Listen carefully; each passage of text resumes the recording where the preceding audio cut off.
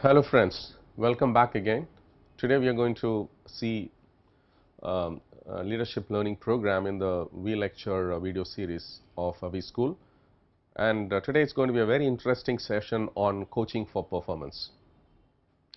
Coaching for performance is a workshop-led program, which is a 2 days program, full 2 days program. It's a very interactive session, and it's going to be challenging for me to stand here and speak to you through the video lecture, and I have to keep you excited and get involved in the whole discussion. Let me try to do my level best, because it's an interactive workshop led program.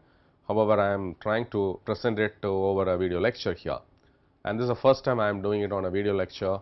Otherwise, I have conducted multiple workshop programs where the participants have found it extremely useful for their leadership development. Having said this, let me give a brief introduction about myself. I am A.S. Pillai. I am a PCC credential holder from International Coaching Federation. PCC stands for Professional Credential Coach, and in India you have only very few coaches who got the PCC credential from the ICF. So I am really, I'm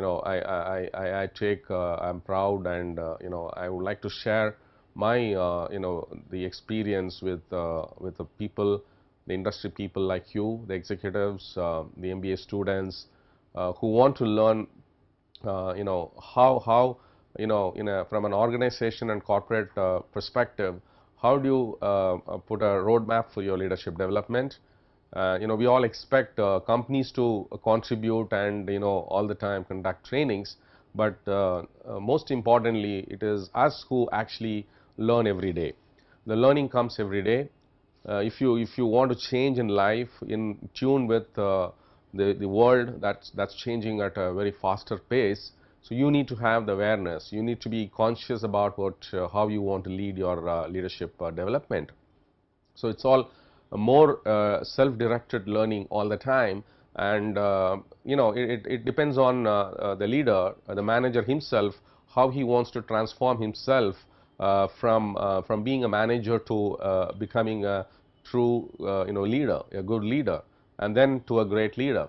I think this is a journey by itself. So I would like to correlate this. When I say learning is a journey, this is what it comes to my mind. Learning is always a lifelong journey. It never stops. It's like breathing. It's like drinking water. It's like eating every day and sleeping every day. So learning every day is the foundation of any development. If that mindset comes in all of us, I'm sure you will definitely be able to be open. You will be open to receive that learning that keeps happening on a daily basis. So here the legend, the executive non-executive chairman of Tata Sons, Mr. Ratan Tata, he has said, we all have equal opportunity. Learning is an equal opportunity. We may not have all of us may not have equal talent. That's that we all know. The talent differs from person to person. Yet all of us have an equal opportunity to develop our talents. I think if that mindset gets into our thought process, I'm sure that you'll find every opportunity. You'll seek out. You yourself will seek out to learn the new things in life, the required things in life. And the leadership is all about being open and being ready to learn anytime at any part of your life. So in short, learning is a lifelong journey. So don't stop. Yes, I have done MBA, I have done an executive management program, I have done this program, I have done that program. Learning continuously happens. It continuously happens. When I went to ICF and ICA, International Coaching Academy, I thought there is nothing much to learn. But when I took up the coach learning program, it really opened my mind, and that's when I said, I have so much to learn, and then I can share it with corporate executives in the coach training program and the coaching workshops, and develop their leadership capability, the potential hidden in them, to really show them how they can multiply their performance in their corporate life, in their professional and personal life. So that's the whole objective. I thought I'll share this because all of us should be open, and this program is all about learning how to develop your leadership potential. So let's talk about, let's put an open question here, because most of us might have gone to a lot of training programs to learn. Training programs, what happens in a training program? It's a one-day training program, two-day training program, sometimes it could be a week-long training program.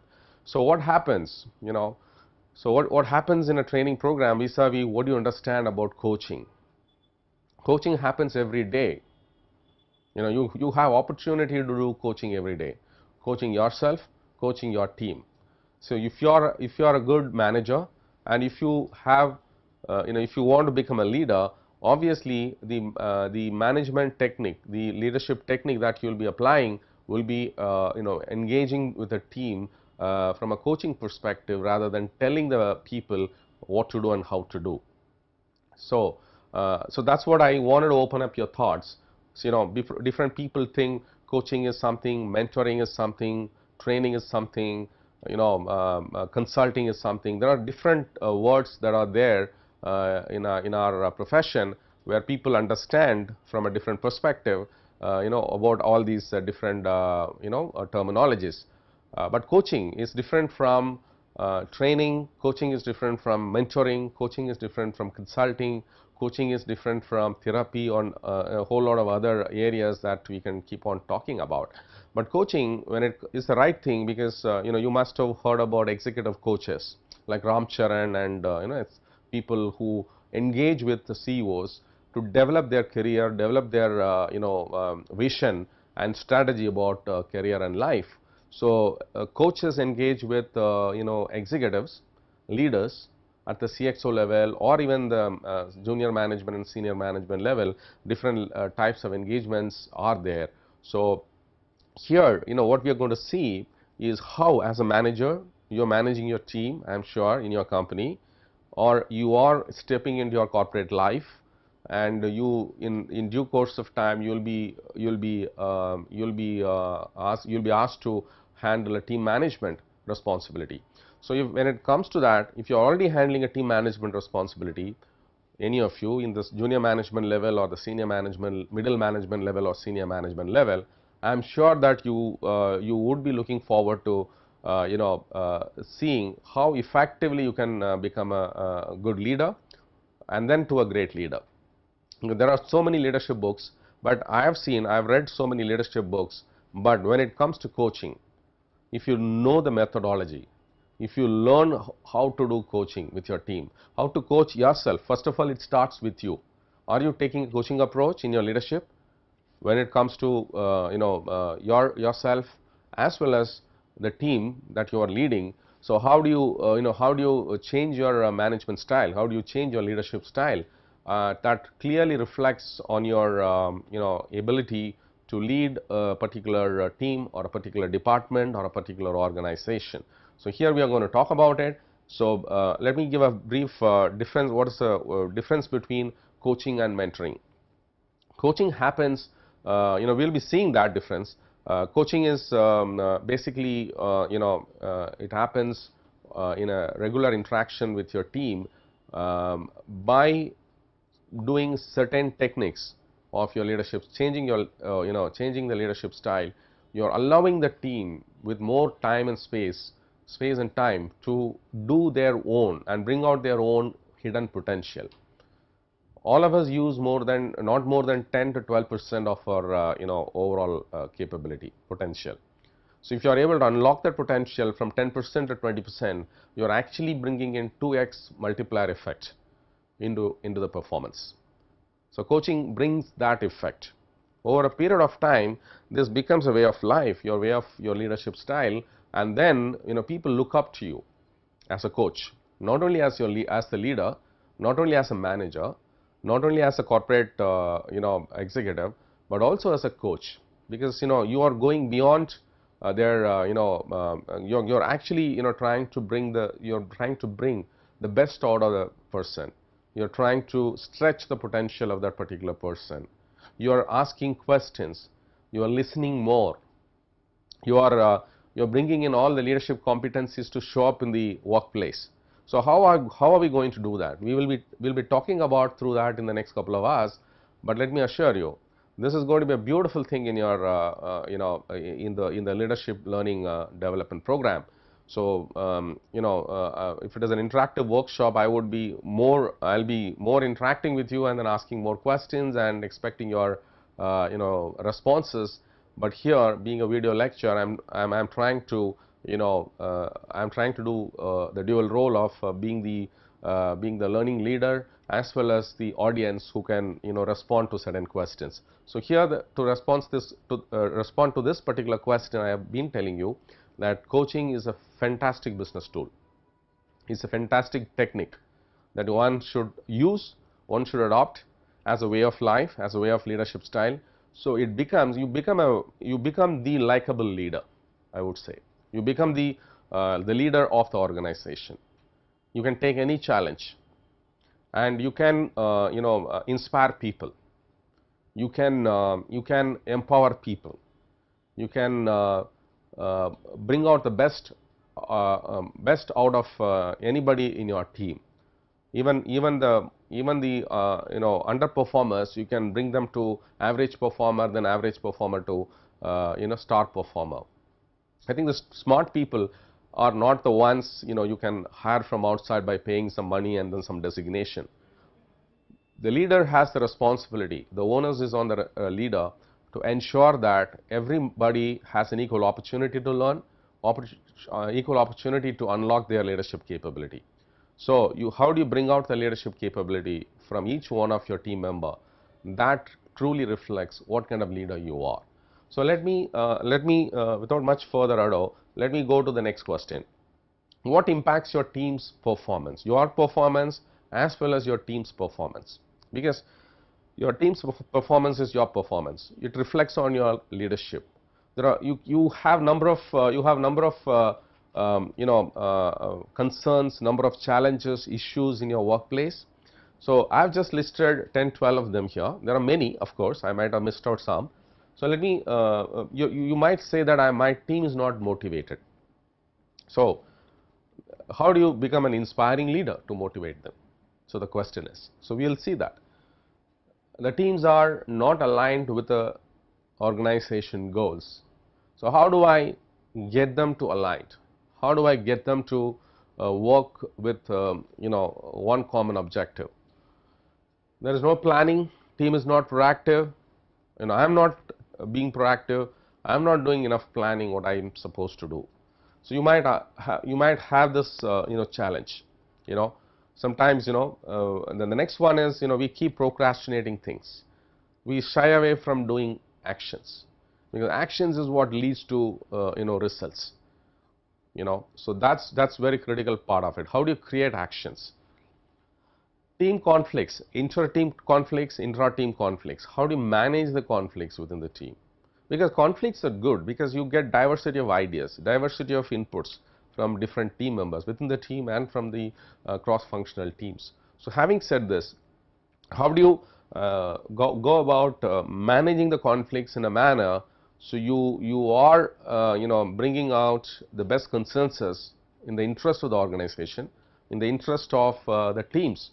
So how do you become a win-win kind of a leader? How do you become how do you show that you are a leader who is ready to give, and at the same time you are assertive? So ready to give at the same time and being assertive is a very difficult two different competencies don't coexist with each other. But ready to give and ready to be flexible and being assertive, I think that's a hallmark of a good leader. No empowerment. The team feels that boss is asking me to do numbers, weekly, monthly and quarterly numbers, but what am I learning? Am I learning anything? Am I developing myself for the long term, medium term to long term? I am only my boss is only interested in the short term results, because that's how he is driving all of us. So there is no time for talking to the team, understanding their feedback, understanding their sentiments. How do they feel about their future in the organization? what is the midterm plan, what is the long term plan for the employee. So none of this is being discussed. So team feels left out because you are only interested in giving them assignments and then getting the job done, and then then it is left to the individual to figure out how he comes out in his professional development. So I think that's very important. Always work under stress, which I said, monthly, weekly and monthly numbers and quarterly numbers. So obviously while that is very important, at the same time you should have the time and space for development purpose, because if you are only focusing on this, after a period of time the employees get burnt out and exhausted, and you will see they'll start looking out for, because after a year, 2.5, 3 years, they don't stay with the organization. You put in a lot of effort on these people who are part of your team, and after 1 year, 2 year, a good performer will look out for opportunity outside. So always work under stress. No commitment. Commitment has to be from both ends, from the organization side, from the manager side, from the employee side. So how do you get that all out in your leadership style? Accountability. This is one very important aspect of it.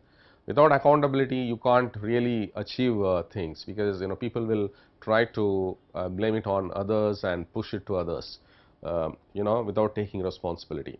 Time management issues, most of them, lack of actions and time management correlate with each other, because that's where people say, I don't have time, so I'm not doing this job.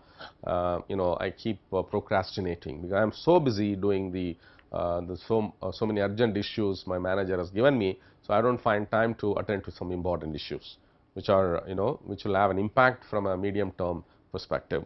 So how do we see that? High attrition, one thing or the other leads to people thinking about moving out of the organization because of dissatisfaction, low motivation levels. People are not being taken care of, people are not being acknowledged, there is no rewards and recognition.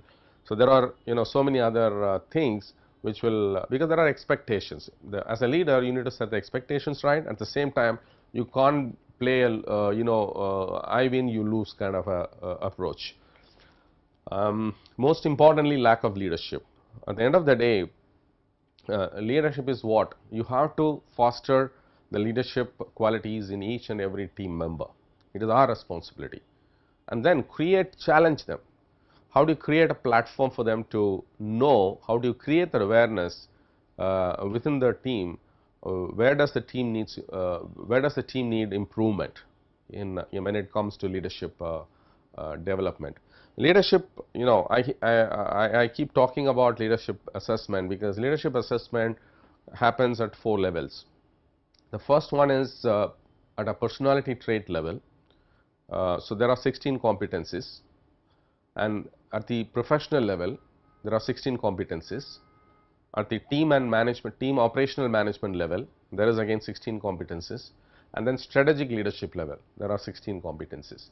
So depending on the person where he is, whether he is a fresher or he is a junior management guy, or he is a middle management guy or a senior management employee. So there are how do you develop those leadership competencies? There are 64 leadership competencies combining all the 4 levels. So I think that as a leader, as a manager, you should know, how do I know these are the leadership assessment that I need to do? How do I do a baselining? Because that you are truly interested, you should be truly interested in your team, because team should feel that my manager is interested in me. I am telling you, they will give everything for anything, for the best performance of the team. So obviously, it is very important. How do you show that you are showing so much interest? I think we need to have that leadership style. Yes, I am interested in you. While I am asking you to do the numbers, weekly and monthly numbers, take some time out, understand where do you stand in terms of these leadership competencies. So that's a assessment tool which captures all the current behavior, leadership behavior of a particular employee, and map it with all the 64 competencies. So you may want to take up relevant competencies for a particular level of an employee or a profile of an employee. but you should pick up a few of them, a couple of them, 2, 3 of them. See, this is the area that is that's required for development. So, we will see all of that. Expectations from this learning program. How do you from a coaching perspective? So, I have been telling you, you have to take a coaching approach. If you take a coaching approach, I am telling you, the whole organization will love you. You will become a likable leader within the organization. So, that is what your brand image, your own visibility, your own position, your own proposition within the organization will dramatically increase, significantly go up. So, let us see, this program provides you a deep understanding of coaching, how it helps to build your leadership skills, not only your leadership skills, but also the leadership skills of your teams. Learn some techniques to be able to confidently have a coaching discussion with your team. We generally tell the team to do it. We don't, we do sometimes micromanage it. I think that's one of the things that will show up as a stress, as a you're too much, pretty hands-on on the job. But as a leader, you should actually empower the team and provide the time and space for the people to perform. So, how do you, and then equip the team with all the necessary, what do you call, the delegation of authority or empowerment, or the necessary trainings, leadership development programs. So, people have more awareness. The leader's responsibility is to create awareness. The first and foremost thing in coaching is creating awareness. You have to create awareness, you have to create actions, you have to create accountability. If the 3 A's are fulfilled, if you are able to manage it well, the person will automatically will build up, yes, this is a place I want to build my aspiration, build my goals, build my road future career with this organization, with this particular leader. I am ready to work with them for lifelong. So, that comes out of the employee. So, learn some techniques to be able to confidently have a coaching discussion with your team. This is very important, because team may not always like if you tell them what to do and how to do. That is more of a approach which is if you do it, then team will always come back to you with escalations. Boss, what do I do? I'm getting stuck in this particular problem. I need your help. So, that is a mentoring style. You offer the solution then and there, but in coaching you make the employee find his own solution, because all the time the employees are quite capable and they have their own experience. They are working in their domain, technical or functional expertise. So, they themselves will know how to find a solution, but the leader's job is to ask questions, the right questions, powerful questions, and thereby you are creating, then the employee goes back and then comes back with, hey boss, I have found a solution, I can do the solution. So, you can't be offering that solution every time to every employee, because your bandwidth will be choking, because you do not have time for all the 10 employees that are there in your team. So, how do you apply these ideas and concepts in your workplace? So, you will learn how do you apply these ideas and concepts in your workplace. Introduce some powerful tools, power tools for use in your workplace and life. So, there are some tools you should use appropriately. So, obviously the behavior that will change the behavior. So, how are you able to bring about a cultural change, a change in behavior, change in culture within the organization. So, this organization is known for this culture, like customer centric culture, or a market centric culture, or innovation centric culture, or a culture which is very sensitive to, very responsive to the society. So, you need to bring in the multiple dimensions of cultural diversity there. So, how do you use these tools to change the behavior fundamentally? How to improve individuals and teams' performance in a sustained manner? It is very important, because it is not about fixing the problem for the day. I think that's where we love to do. If somebody comes to us, we love to fix the problem and then, hey, go do it. I think that approach, if you keep, you will not be able to replicate, the performance, replicate the power of performance if you were to become the bottleneck. Because here you become the bottleneck. The manager becomes a bottleneck. Manager is not a leader there, because manager always, tries to control things. He wants to micromanage. He wants to tell the team what to do and how to do. They will not even tell you, the manager doesn't even tell the employees why you have to do. If the employee doesn't know why, the purpose of doing it, then he'll just go do how to do and why to do, what to do. So the why to do part of it will be completely, not discussed. So they run, why this vision, why this objective, why we need to become a market leader, why we need to become bring in profitable growth, not just growth. So I think, we need to spend a lot of time. We need to spend a lot of time, in the planning, in involving the team in the planning and strategy meetings. Then they become part of the whole process in the organization performance. I think that's very important. So how do you use the tools time and again appropriately in your day-to-day work, and day-to-day work and life in your job? How to improve individuals and teams' performance in a sustained manner, because this is going to multiply the performance. Most importantly, how do you become an effective leader? At the end of the day, you are moving from a manager level kind of a profile to a leader profile, because manager versus leader, we will see that in a while, but there's a huge difference. This program provides insights into the mantra, tantra and yantra of leadership coaching. So mantra, so what is a mantra, and tantra, how are we going to do it, the how part of it, and yantra, the tools. It provides you the tools to, so we are going to talk about all the three. We are going to talk about what is it, what is coaching all about, how are you going to do it, what is the strategy behind it, and how and what are the tools that you should use to effectively become a great leader. So this is what the expectations from this program. Let me tell you, I will not be able to do justice, because it's a 2 full-day workshop program with highly interactive sessions and workshops style sessions, but let me try to do it in a couple of hours.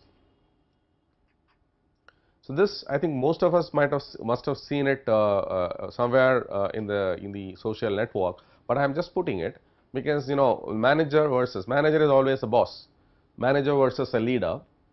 So he always drives employee, he tells the employees, he holds the authority rather than delegation of authority, which I talked about. He is a control freak, he inspires fear, he tells people what to do, and I mean, this is a win-lose kind of a situation. Says I, places blame for the breakdown. So people, if there is a failure, it is on the team. If it is a success, I brought the success. So that style should change, because a leader is one. And Abdul Kalam always said, if there is a failure, the leader should take the responsibility, because it's a collective failure. Leader has failed and the team has failed. If it is a success, if your team has delivered success, you should praise the team, not take credit for it. I think that's the difference. This is said by Dr. Abdul Kalam. I like it very much, because I have not put that over here, but I thought I'll give that as an example. So when there is a breakdown, leader takes the responsibility. When there is a breakthrough, then the team, you should give the complete credit to the team. So that's the difference. Knows how it is done, uses people. You should not use the people. I think that's a very bad word, using the people, because every people is your colleague. Every team member is a colleague. He may be 1 or 2 levels below your designation and organizational level, but he is going to take that position tomorrow, and you have to develop him to get to that position. How do you do that? So don't use the people. He takes credit. The boss always takes credit, and he's a command and control guy and says go do it. Always that. So you don't have delegation of authority, you don't have empowerment, you don't provide tools, you don't provide them any pat on the back or credit. So those are so on the contrary, from a manager to a leader, a boss to a leader, there are good managers. That's why I have not put manager word here. I have put only boss. There are good managers, but good managers can become a good leader over a period of time. A leader coaches employees. He doesn't tell, hey, go do this. Actually, the whole coaching technique empowers the team to go find solutions for themselves for any problem, any kind of problem. They'll come only for situations to use the manager or the leader as a bouncing board or as a sounding board. So I think that is very important. Coaches employees, depends on goodwill, and he generates enthusiasm and motivation. It's always about we, not about I. It's a win-win kind of situation. If the team wins, I win. If the team loses, I lose. It is not there is no other in between stuff. So here that is very important. Fixes breakdown.